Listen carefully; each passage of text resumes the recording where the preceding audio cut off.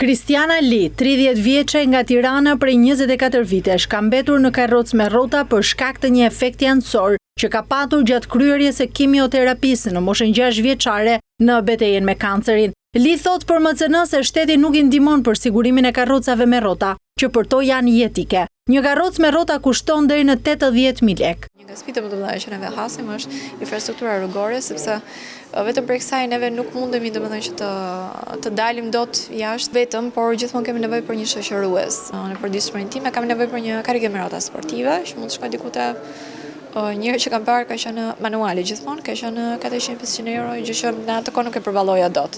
Nëse pastaj duam të flasim për skuterat apo thjesht për karriget me rrota elektrike, janë sigurisht më të larta si çmime, por që ne ndojmë që të gjejmë gjithmonë atë më të përdorur, sepse ajo është ajo që neve mund të përballojmë nga ana financiare.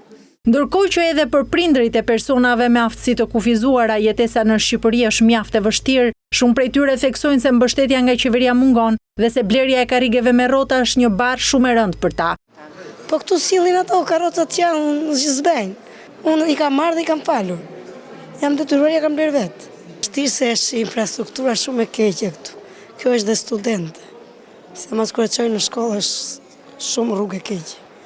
Tona, me lektona kemi blerë. S'ka. Kjo bëri 750 pound. Përfaqësues të Fondacionit Së Bashku gjatë konferencës shprehën se edhe pse me një buxhet të kufizuar, arritën të ndihmojnë 50 persona nga e gjithë Shqipëria me riparimin e mjeteve të tyre lëvizse.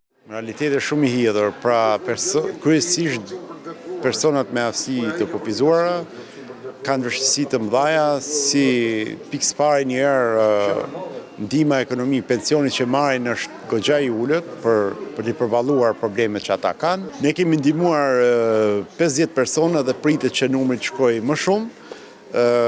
Për këto 4 muaj që ne kemi pasur të projekt.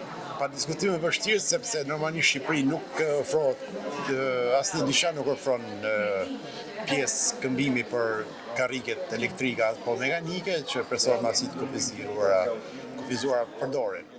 Një javë më parë dhe Komisioneri për Mbrojtjen nga Diskriminimi theksoi se në planin e vitit të ardhshëm në fokus do të jetë monitorimi I kësaj shtrese për t'u ofruar atyre akses në shërbime publike edhe në tregun e punës.